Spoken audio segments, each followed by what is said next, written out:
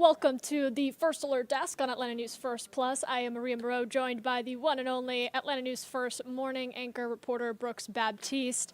And this is in case you missed it, and it's Friday, so we got a lot of news to catch you up on that you may have missed this week. Brooks, what you got for me? You better believe it. Good morning to you, Maria, and Good good morning to all of you. So a couple of things that we're watching right now, but I want to start with what's happening this Sunday. One of my favorite award shows, because I don't really love all of them, but I love the Grammys. I'm a music lover, so I'm excited about this. The 67th Annual Grammy Awards set to take place this Sunday in Los Angeles, and this year's show has some high-profile contests featuring some of the biggest names in music. Of course, Beyonce's on that list, Kendrick Lamar, Billie Eilish, and so many more. Now, here's what's interesting. You know Georgia is going to be represented, as we always are at these award shows.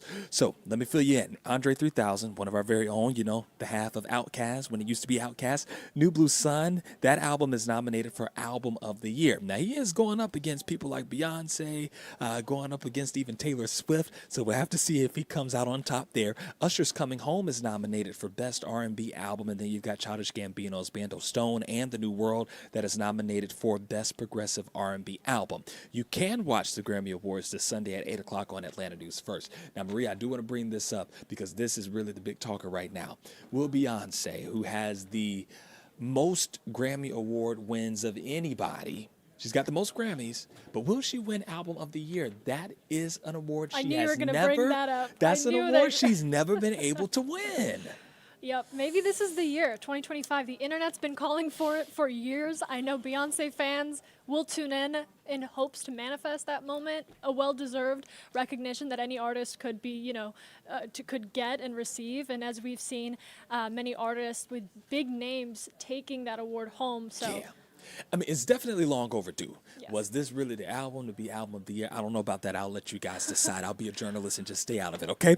Also, one of the things that we're watching this morning, Maria, we're talking about these new items that are coming to State Farm Arena. So the next time you're watching your Atlanta Hawks in action, or the next time you've got a concert that you want to get out there and see, let's fill you in on some of these new items.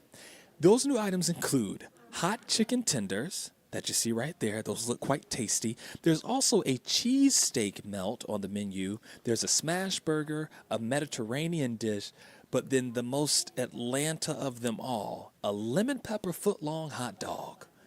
Can I be honest?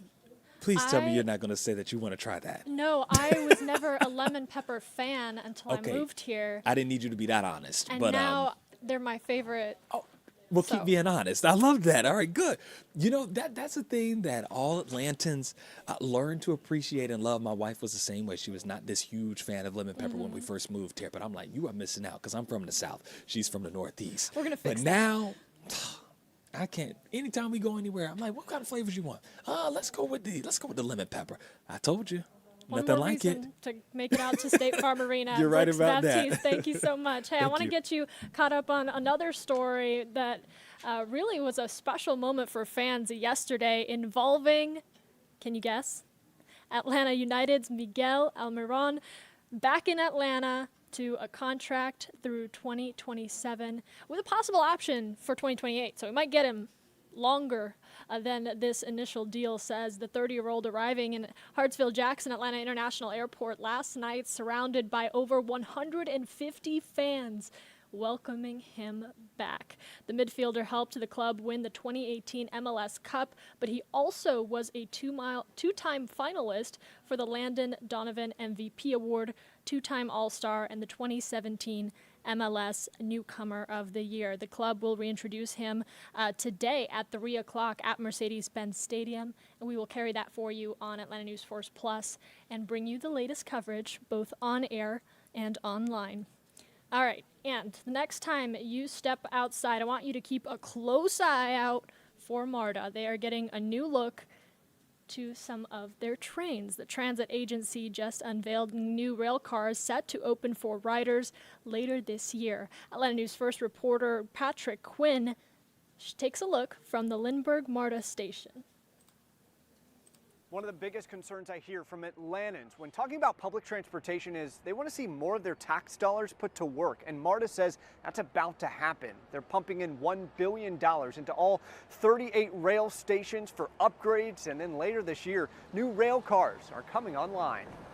Step aboard MARTA's new sleek rail cars set to start riding through Atlanta later this year. There's no other rail car like it in the USA today. This will revolutionize the MARTA rail experience. MARTA CEO Colleen Greenwood said the CQ400 rail cars have better seating, lighting, and you can charge your phone on them. And wide open aisles so you and police can see all the way down the train, improving safety, what has been a constant rub for riders. Greenwood also announced starting next year, riders can start using just a credit card, phone, or watch to pay their fare as they walk in at the entrance. Transit is a visceral experience. I think people need to feel the social connection, and they need to know that MARTA is bringing the future to them in a way that respects their time and respects what they want to do and where they want to get to. Greenwood knows MARTA must move fast to enhance its service. Roughly 2 million more people are expected to move into the metro in the next 25 years, and already ridership is way down. About half as many people are riding MARTA rail now compared to pre-pandemic. The transit agency hoping new innovative investments lure riders back on board. Shiny and pretty is just 10% of what these trains are going to bring.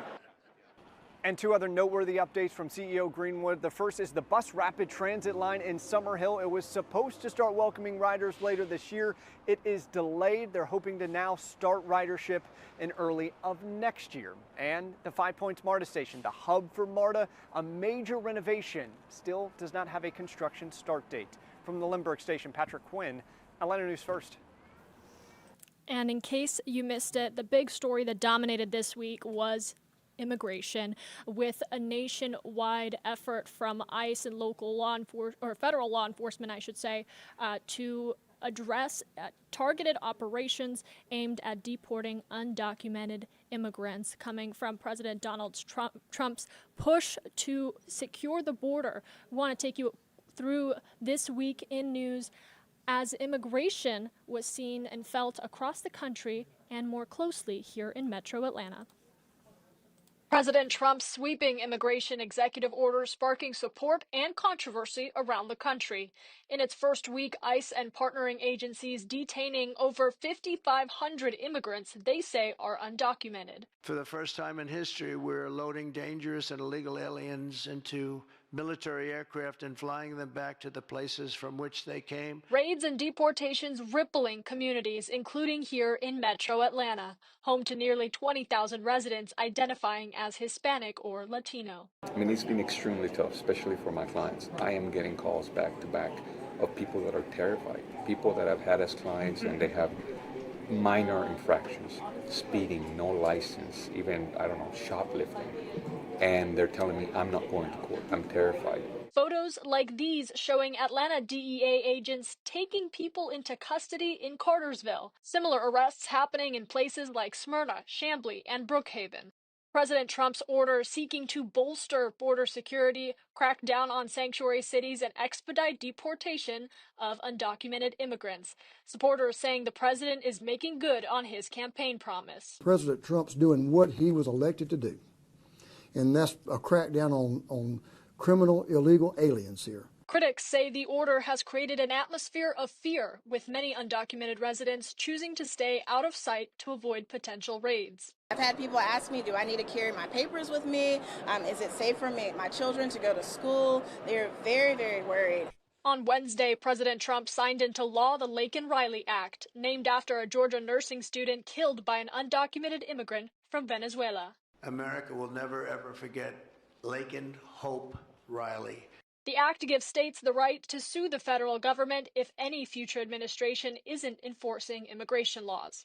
Immigrant advocates arguing the Trump administration is overstepping immigration law, turning civil violations into criminal acts. Existing without a visa or without a green card does not make you a criminal. It makes you undocumented. If you do find ICE knocking on your door, you have certain protections. The right to remain silent, the right to a lawyer, the right to not allow somebody into your house without a warrant. A lot of immigrants don't understand those rights. And as ICE operations continue around the nation, the future of immigration policy remains uncertain. Maria Moreau, Atlanta News First. And the other story that we are following, it is a first alert weather day. Taking a live look right now outside at, believe it or not, Metro Atlanta. If you can see it through the raindrops. Rain dominating the day.